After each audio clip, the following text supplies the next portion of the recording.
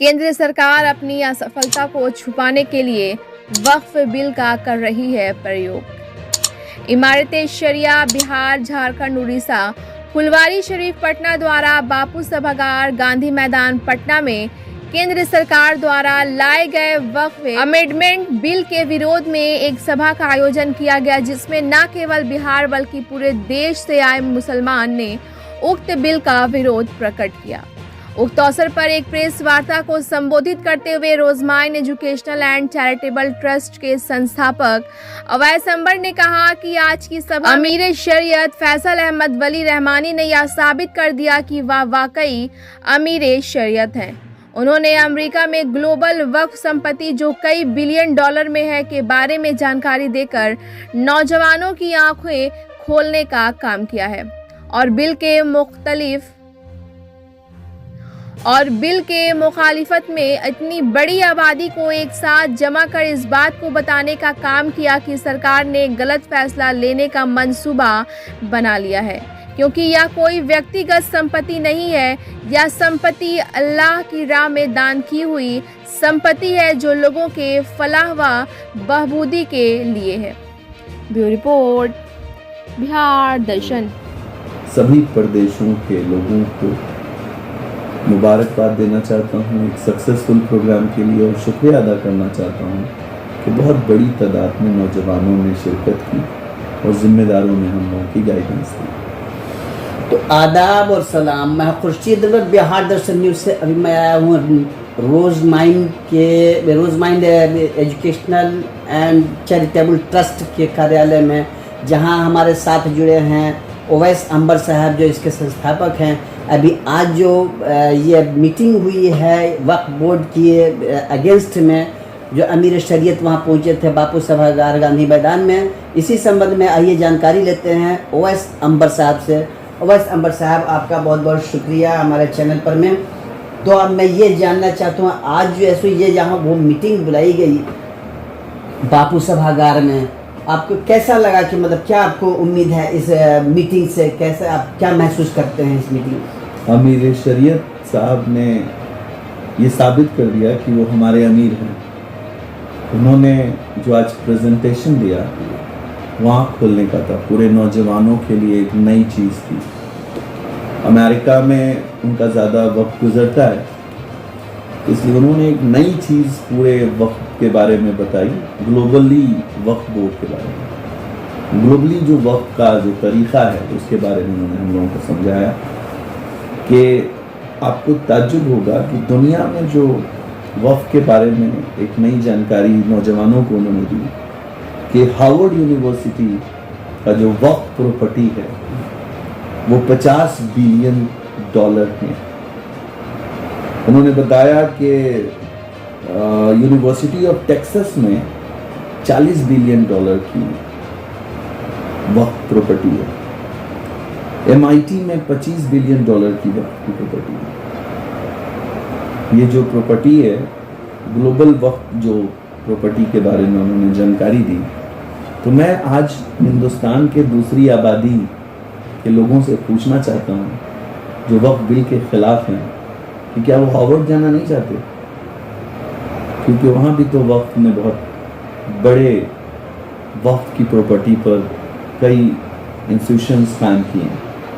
उन्होंने बताया कि अल हरमैन वक्फ प्रॉपर्टी में 100 बिलियन डॉलर इंगेज है वक्फ की प्रॉपर्टी के बारे में जानकारी मिली। ये सारी जानकारियाँ एक अमीर शरीयत की ज़ुबान से सुनकर हमें ये प्राउड होता है कि हमारे अमीर शरीयत सच में शरीयत के अमीर बनने और उनको मानने वाले लोगों को जो प्राउड फील होना चाहिए, उन्होंने आज साबित किया अपने प्रेजेंटेशन में। और मुखालफत में इतनी बड़ी आबादी मजबूत आवाज़ एक साथ बनाकर ये कहती रही कि ये इम्तिहान ले रही है जो सरकार, ये इम्तिहान कुछ इस तरह का होगा कि चूँकि ये अपनी प्रॉपर्टी की लड़ाई में तो इंसान कंप्रोमाइज़ भी कर ले, कहते हैं ना कि गलत जगह पे हाथ रख दिया है। तो सरकार ने इस अमेंडमेंट में जो 44 पॉइंट्स पर अमेंडमेंट की बात रखी है, उस 4400 जगह पे जो खूबसूरत अंदाज में कहते हैं कि जो गुलाबी उर्दू उसमें पिरोई गई है, उसको बदलने के लिए उस पर भी आज चर्चा हुई कि वो कितना ख़तरनाक हो सकता है। और कहा गया है कि ये जो गलत हाथ इसलिए रखने की बात मैं कह रहा हूँ कि अपने प्रॉपर्टी से ज़्यादा अल्लाह के प्रॉपर्टी की हिफाजत के लिए लोग सामने आ जाएंगे। और एक जो बात है कि जो एक बात कही गई कि हम तीसरी ऐसी ज़मीन जो है रेलवे के बाद हमारे पास सबसे बड़ी ज़मीन है, ये बिल्कुल फ्रॉड बात फैलाई गई मीडिया के ज़रिए। वो बात भी, उस पर भी आज बहुत अच्छे से एक्सप्लेनेशन आया कि सिर्फ कर्नाटका और तमिलनाडु में 2 ऐसी मंदिर है, ऐसा ट्रस्ट है मंदिर का, जिनके पास लगभग वक्फ के प्रॉपर्टी की इक्वल प्रॉपर्टी वहाँ पे है। जबकि ऐसा हमारी वक्फ की प्रॉपर्टी के साथ नहीं है कि हम किसी एक ही जगह पे इतनी बड़ी प्रॉपर्टी को इंक्रोच है हमारे पास, ये उनमें जो हमारे ने जो डोनेशन दिया है वक्फ को, ऐसा हमारे वक्फ के साथ नहीं है। हमारे पास यूनिट छोटी छोटी मस्जिदें हैं, छोटे छोटे मदरसे हैं, छोटे छोटे स्कूल हैं, हॉस्पिटल्स हैं, इदारे हैं कई जहाँ उसमें हिंदू भी आते हैं, मुस्लिम भी आते हैं, क्योंकि हॉस्पिटल के बाहर लिखा हुआ नहीं है ये हॉस्पिटल बाई वक्फ, तो इस पर कोई हिंदू शामिल ना हो। क्या लगता है अभी आपको कि इस पर कुछ गवर्नमेंट इस पर कुछ एक्शन ले सकती है?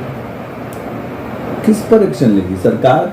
बोर्ड जैसे अभी जो हो रहा था कि गवर्नमेंट कोर्ट ने भी बहुत डबल कमेटी बनेगी और इसमें कुछ ये होगा। देखिए, ये वायलेशन एक्ट का पहले ही वायलेशन हो चुका है। जब भी कोई एक्ट के बदलाव की बात आती है, विधानसभा में उसको लाना होता है, राज्यसभा से पास होना होता है, लोकसभा से पास होना होता है, तो जिस कम्युनिटी ये जो तरीका है बदलने का, जिस कम्युनिटी के लिए ये एक्ट लाया जा रहा है, पहले उस कम्युनिटी से चर्चा होती है, उस कम्युनिटी के एक्सपर्ट टीम से बात होती है, उस कम्युनिटी के जो मुख्य लोग हैं उनसे पूछताछ होती है। इस कम्युनिटी के अच्छेपन के बदलाव के लिए अगर कोई चीज़ आप ला रहे हैं तो पहले हमको पता तो चलना चाहिए मेरे लिए अच्छा है। लेकिन मुझे ऐसा लगता है कि सरकार वक्फ की प्रॉपर्टी को हड़पना चाहती है, अडानी और अंबानी के गोद में डालने चाहती है। ये वक्फ की प्रॉपर्टी उनके अब्बू जान की जागीर नहीं है, ये हमारे पुरखों की दान दी हुई अल्लाह के रास्ते में वो प्रॉपर्टी है जिस प्रॉपर्टी पर इतना सा भी कब्ज़ा किसी का इसलिए बर्दाश्त नहीं है क्योंकि वो प्रॉपर्टी अल्लाह के नाम दी गई है। और अल्लाह को किसी ज़मीन की ज़रूरत नहीं है, अल्लाह को किसी जंगल की ज़रूरत नहीं है, किसी दरिया की ज़रूरत नहीं है, वो सबका मालिक है। लेकिन अल्लाह को वो दान का मतलब यह है कि उसके जो दूसरी गरीब आबादी है, जो अल्लाह ने इस निज़ाम को क़ायम किया है, उसमें जो मज़लूम लोग हैं, उन मज़लूमों पर वो ज़मीन कैसे काम आ सकती है। हम में और दूसरी आबादी में एक फ़र्क है जो मीडिया नहीं दिखा रही है। हम दफनाए भी जाते हैं तो अपनी पुरखों की ज़मीन जो अल्लाह के रास्ते में दी गई है उन कब्रिस्तानों में दफनाए जाते हैं।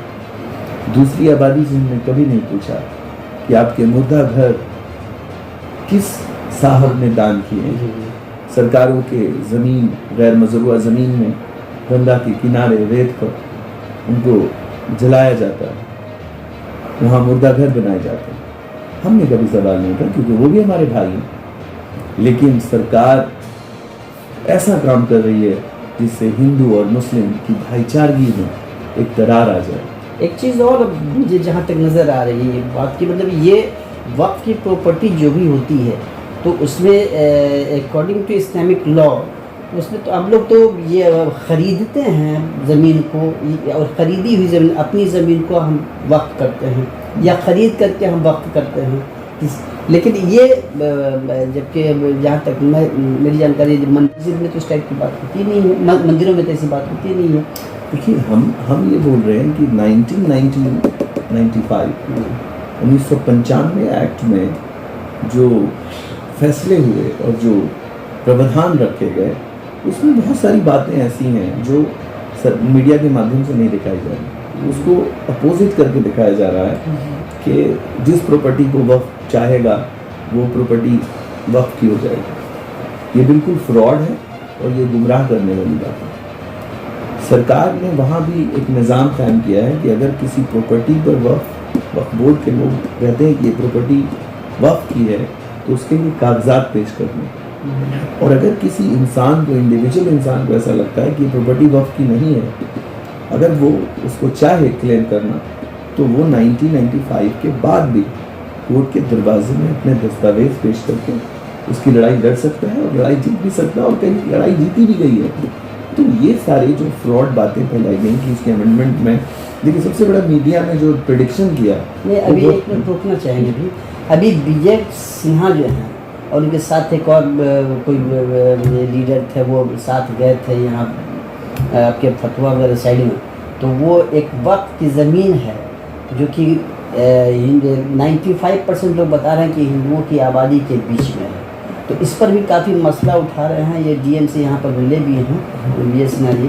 तो क्या लगता है आपको कि वो ज़मीन वक्फ की नहीं होगी, या फिर मान लिया अभी तो राइट के बाद से हो सकता है कि बहुत से लोग वहाँ छोड़ के चले गए इंडिया को। देखिए तो ये भी तो ये तो बहुत छोटे से नेता हैं। बात तो वक्फ बोर्ड की ज़मीन की उस घर पे हो रही है जो इस देश का सबसे अमीर घराना है। अंबानी जी के घराने की बात हो रही है, अडानी जी के कई ज़मीनों पे बात हो रही है। यहाँ तो सरकारों के कई मंत्रियों के घर उस पर बने हुए हैं। ये दुखती रग है उनकी। बात ये नहीं है, बात खुलेगी तो बहुत दूर तक जाएगी। सब ये तो छोटी छोटी बातें हैं कि किसी एक इलाके के अंदर में, हिंदू आबादी के अंदर में कोई कब्रिस्तान है या कोई, मतलब ये कहना चाह रहे हैं कि अंबानी और अडानी के मकान भी वक्त की ज़मीन पर है। देखिए मैं अडानी जी के बारे में तो नहीं बोल रहा, लेकिन अंबानी जी के परिवार का जो मुंबई वाला बंगला है, उस प्रॉपर्टी पर वक्फ के होने का एक पूरा डॉक्यूमेंट सामने आया है, लेकिन उस डॉक्यूमेंट की तहकीक हो रही है। अभी उस पर हम लोग बहुत तहकीक करके इस बात को कहेंगे, लेकिन कई सोर्सेस से मीडिया में ये बात आई है कि जहां उनका मकान बना हुआ है वो मकान वक्फ की प्रॉपर्टी थी पहले, और बाद में उन्होंने किसी एक छोटे से इदारे से उसको खरीदारी कर ली, ये बात आई है। लेकिन ये इसके सोर्सेस, जिन डॉक्यूमेंट्स को हमारे पास भेजा गया है मेल के जरिए, और जिन डॉक्यूमेंट्स को व्हाट्सएप में दिखाया जा रहा है या मीडिया के माध्यम से बताया जा रहा है, उस पर जांच की जरूरत है। तो ये छोटी बातें तो छोड़िए, ये बहुत बड़ा एक लड़ाई है, बहुत बड़ी चीज़ें हैं। हम लोगों को ये देखना है कि वक्फ की प्रॉपर्टी के ऊपर में जो अमेंडमेंट का मामला है, हम उसके समर्थन में नहीं, हम उसके विरोध में हैं। और ये हमारे लोगों की ज़मीनें हैं, इसको हम लोग कोई बांग्लादेश में नहीं लेके जा रहे हैं। ये ज़मीनें यही हैं और ये ज़मीनें यहीं के लोगों के इस्तेमाल में हैं। सरकार सारे सोर्सेज में फेल हो गई है, रोजगार में फेल, जीडीपी में फेल। अब जीडीपी गिरता जा रहा है, उसके बाद सरकार डेवलपमेंट में फेल हो चुकी है, सरकार अपने सारे वादों में फेल हो चुकी है। कई जो मॉडल विलेजेस बनाने थे, मॉडल टाउन बनाने थे, उसमें फेल हो चुकी है। सरकार जब इन चीज़ों में फेल हो गई है तो सरकार अपनी खामियों को छुपाने के लिए उन पॉकेट मारों की तरह काम कर रही है। जैसे रेलवे स्टेशन पे पॉकेट मारने वाला पहले लड़ने लगता है, और जब लोगों का ध्यान उस लड़ाई पे चला जाता है तो चोर और बेईमान और पॉकेट मार अपना काम करके निकल जाता है। अच्छा, अब अंतिम से एक सवाल की, मतलब अभी क्या वहाँ जो वापस सभागार में हुआ तो उसका क्या कंक्लूजन क्या निकला, क्या करना चाहेंगे अमीर शरीफ इसके बाद? बहुत साफ कौम के लिए क्या उनका संदेश है? कौम के लिए संदेश सिर्फ अमीर शरीयत साहब का नहीं था, बल्कि शरीयत अमीर साहब के साथ साथ पूरे हिंदुस्तान के लगभग जरूर के बोर्ड के चेयरमैन भी आए यहाँ पे इस सभागार के अंदर में, और सबों ने एक ही बात की, इस मुखालफत की बात की, और कहा कि अगर कोई अमेंडमेंट इस तरह का आता है तो पूरे हिंदुस्तान के मुसलमान सड़क पे हैं। आज एक नज़ारा देखने को था, 25,000 से ज़्यादा लोग, 2 हॉल, पूरा बापू सभागार और ज्ञान भवन, दोनों, एक बापू सभागार में प्रोग्राम चल रहा था और ज्ञान भवन में लाइव था। दोनों हॉल खच भरा हुआ था, कुछ लोग बाहर टहल रहे थे, और उसके जो बापू सभागार की जो गैलरी है उसके अंदर भी प्रोजेक्टर के ज़रिए वहाँ प्रेजेंटेशंस थे, जो वहाँ अंदर में स्पीच दे रहे थे, उस गलियारे के अंदर भी लोग बैठे थे। इस कदर भीड़ पहले एक छोटे से ड्यूरेशन में बुलावे पर अगर आई है और उनका जोश खरोश देख कर के ये लगता है कि ये मैसेज बहुत स्ट्रांगली सरकार को गया होगा और इसको हम लोग बहुत सफल पहल मानते हैं। जो पहला जो पहल है वो बहुत अच्छा पहल। चलिए, बहुत बहुत शुक्रिया वैस साहब। ये काफ़ी सफल आज की जो मीटिंग रही बापू सभागार में, तो काफ़ी सफल रही और वक्फ बोर्ड के ख़िलाफ़ सब लोगों ने आवाज़ उठाई है और बल्कि ये सरकार को ये चेतावनी दी गई है, अगर ये इस पर उन्होंने अपने फैसले वापस नहीं लिए तो हो सकता है कि यह सारे मुसलमान रोड पर चले आएंगे वक्फ की ज़मीन को बचाने के लिए। अल्लाह के राह में जो प्रॉपर्टी को दी गई है उसकी हिफाजत के लिए ये सारे के सारे मुसलमान खड़े हो जाएंगे। इसी के साथ मैं ओवैस अंबर साहब का बहुत बहुत शुक्रिया अदा करते हुए ये आपका भी बहुत बहुत शुक्रिया और धन्यवाद करता हूँ और हमारे चैनल को लाइक और सब्सक्राइब कीजिए। शुक्रिया।